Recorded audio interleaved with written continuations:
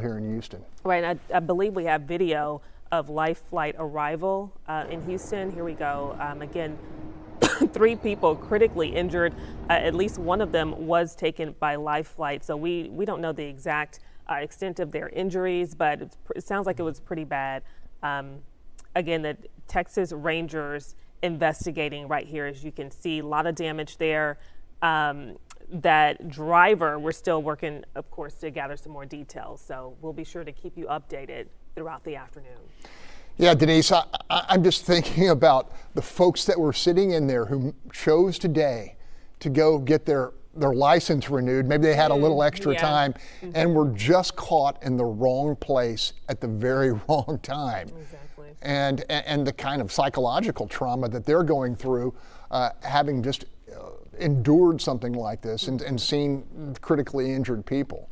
Yeah.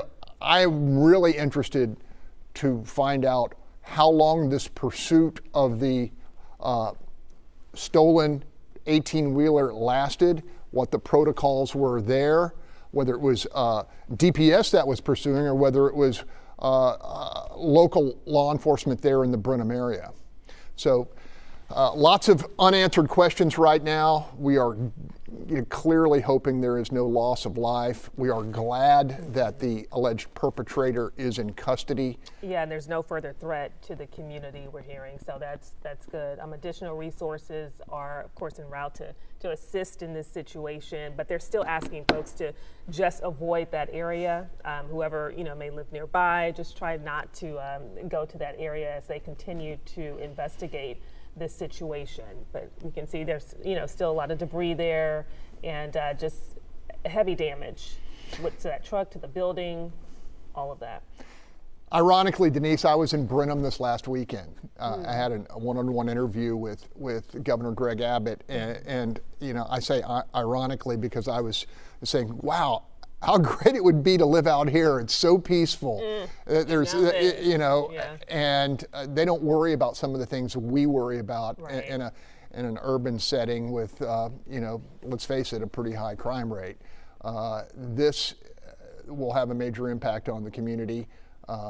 And like I said, a lot of unanswered questions here. Yeah, I can't help but wonder what was going through that driver's mind, if there was any alcohol or anything involved in that, why they led them on the chase. But again, we do know that 18-wheeler was stolen.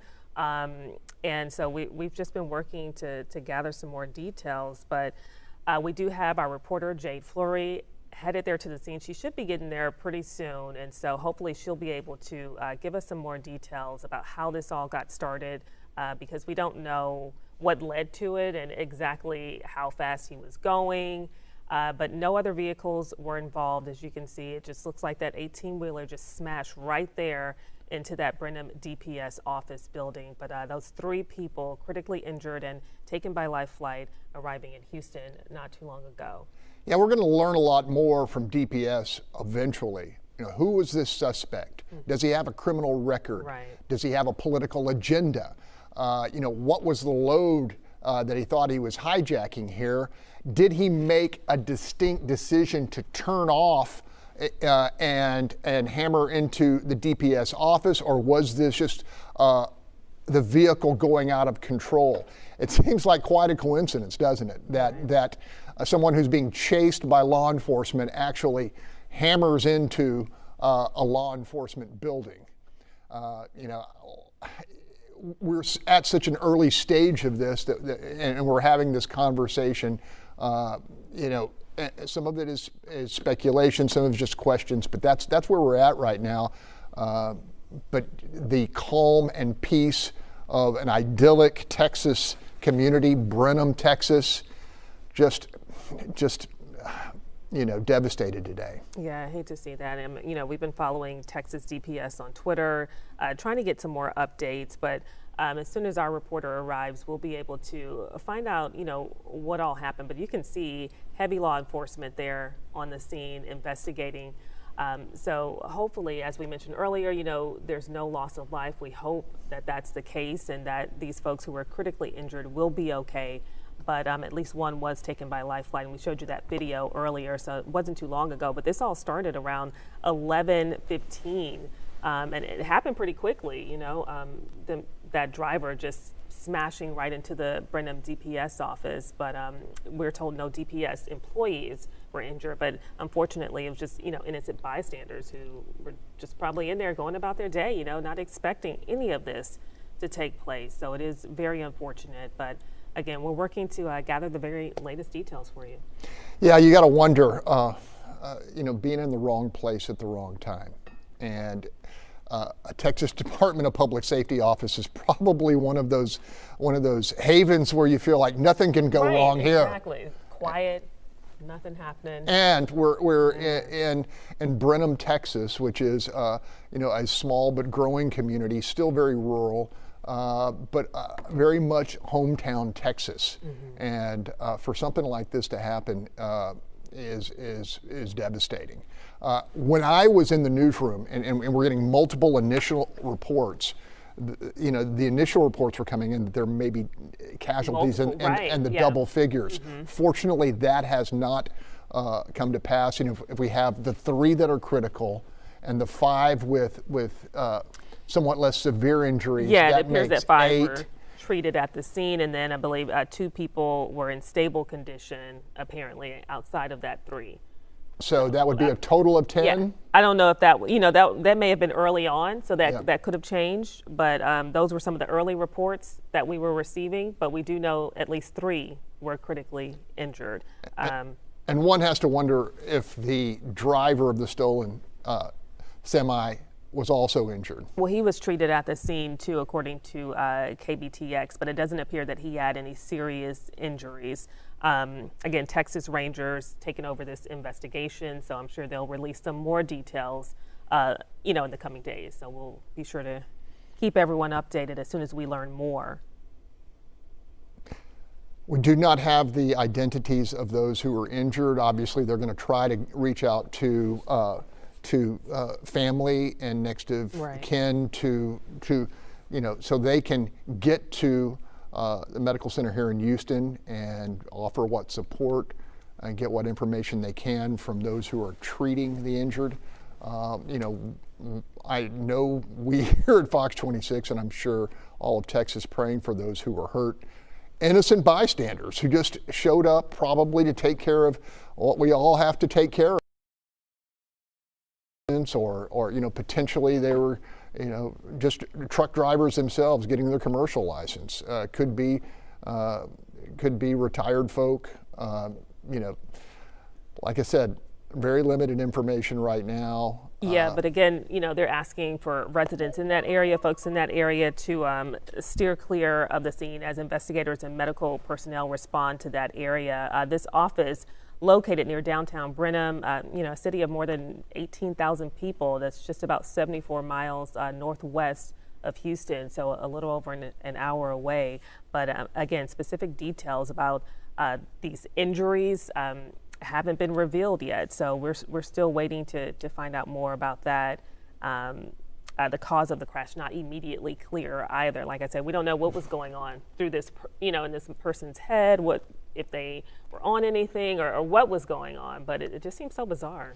Yeah, something as I look at this structure, I go back to kind of the post 9/11 world where we know that terrorist incidents can happen, and there are our public facilities have these structures to that are barriers to vehicles crashing into buildings. You see them in hospitals, you see them at some schools and public buildings that would prevent a vehicle driven by someone with malintent crashing into a building. Now, obviously, they didn't probably have that here. I don't know if it would have made any difference, but Denise, you know what I'm talking about, right? The big steel structures that are meant to impede. You see them sometimes at grocery stores now.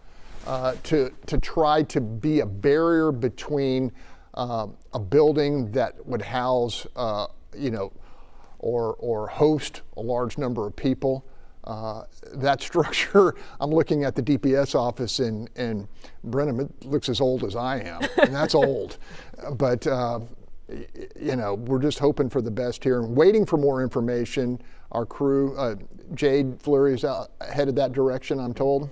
Yes, yes. So hopefully she'll be there soon to fill us in on any other details. But you know, fortunately, that suspect was arrested pretty quickly because you know we want things to get out of hand. But yeah, you know, authorities are saying that there's no further threat to the community, so that's good to know. Again, they're just asking folks to just kind of stay away from that area. But you can see, you know, traffic seems to be moving by a little bit slowly, but for the most part, people are, you know, kind of avoiding that area. So if I were reporting on this, you know, the questions I would have, where was this truck stolen from? Right. What was it carrying? Mm-hmm. How long was the chase and what agency was involved in the chase? And most critically, what was the intent of the driver? Did he lose control or did he say, I'm going to do some damage here and smash directly, you know, make an overt move into the facility that caused this damage and these critical injuries? So, you know, those are all unanswered questions right now. You know, I want to know about the background of the driver. Is he someone with an extensive criminal record? Or is this his, you know, the first time that he's been involved with law enforcement? You know, Mark Keogh, he's the county judge in Montgomery County. Yeah, and apparently he tweeted about an hour ago saying that he's been briefed that this incident was intentional and done by the suspect who was denied a CDL yesterday. He apparently returned today with intent to harm. So this is just news that we're just learning here. Yeah, Mark Keogh's a former state representative and a well-known county judge in Montgomery County. Mm-hmm. So that's a solid source. Yeah. You know, we'll have to verify that. Yeah, but again, luckily no fatalities have been confirmed at this time, but 3 critically injured, 1 taken by life flight. So we're, you know, our thoughts and prayers are with them, and we hope that they are able to recover from this incident. But my goodness, I mean, now you can kind of get some more insight as to what was going on with him and going on in his mind at that time. A disgruntled worker, that's the theory. You know, we've seen mass casualty events with folks who've had grievances against their employers. In this case, if what Judge Keogh is saying, that could be a motive. Right, yeah. But, you know, obviously the Rangers are there, DPS will be there, local law enforcement will be there, and, you know, they'll confirm or deny what the judge is saying. Mm-hmm. Yeah, he posted that on Facebook, apparently. But, excuse me, again, our Jade Fleury is there, so maybe, you know, she'll be able to give us some more details, more insight into exactly what happened. Hopefully she'll be able to speak to someone. I know they're busy investigating the Texas Rangers, taking over this right now, but you can see the heavy presence still very early on in this investigation. It looks like she may be getting ready to set up soon. Yeah, I mean, look, DPS is seasoned at dealing with crisis situations. They've got communications experts who are moving to the scene. We know that, and talking to our own desk. And they know the importance of getting information out to the public. And so, you know, at some point this afternoon, you know, I would fully expect a press briefing by DPS to confirm or deny some of the things that we are hearing and gathering, some of which will be accurate, and, you know, some may be less accurate. But we're doing the best we can in terms of giving you what we're hearing here at Fox 26. Yeah, so again, if you're just now tuning in, we got this breaking news around, you know, 11:15 this afternoon or this morning about multiple people being seriously injured after an 18-wheeler crashed into the Texas Department of Public Safety office there in Brenham. We got that from DPS, and right now we're still taking a live look here over Sky Fox over that scene where you can see extensive damage to the front office building there. And KBTX, you know, was telling us that that 18-wheeler was stolen and it was being pursued at the time. So that driver in custody, no threat to the community, we're told, but they're still asking folks to just avoid that area. And no DPS employees were injured, but we are told 3 innocent bystanders were critically injured, and one of which was taken by life flight. Not too long ago, they arrived in Houston. But we, again, have a reporter who is headed to that scene. Our Jade Fleury will be sure to give us an update so we can learn more about this. But, again, as I mentioned earlier, Mark Keogh, the Montgomery County judge, mentioned that this was intentional. It was done by the driver who was denied a CDL yesterday and returned with intent to harm. So we're still working, to confirm that information, but that's what he's saying and reporting on Facebook at the moment. Yeah, that's what was the fear of my colleague on What's Your Point, Bob Price, who said by the angle of the truck, it appears it was an overt move into the building. Mm-hmm. It would just be an incredible coincidence that he is running from the police officers that were in pursuit and then chose this building or lost control right in front of this building. So, there may be merit to what Judge Keogh is saying. And Lord knows the damage that an 18-wheeler at full speed can do. That's a lot of weight. It's a lot of power. We have not lost any lives thus far. Let's hope that continues. 3 critical being treated. We do not know their identities. We do not know the identity of the driver, or it hasn't been released by authorities at this time. He's in a whole lot of trouble. Oh, that's for sure. And we don't believe, well, he didn't appear to have any injuries at all, but he was checked at the scene along with several other people. But again, 3 people were critically injured, so we're hoping that they make a recovery soon. We hope to get an update on them. We don't know anything about their identification, so we're still waiting to get some more details. And of course, about the driver, their name and their age, what was going on at the time. So again, we're still waiting for updates. Yeah, and I mentioned earlier chase protocol. It's been a hot issue here in Houston, where we've had agencies who have different standards in terms of how long a chase will last, and whether the suspect they're chasing is believed to have committed a crime that's serious enough to justify the risks of a long-term chase. We've seen lots of chase-related accidents, some fatalities. Of course, this is a rural area.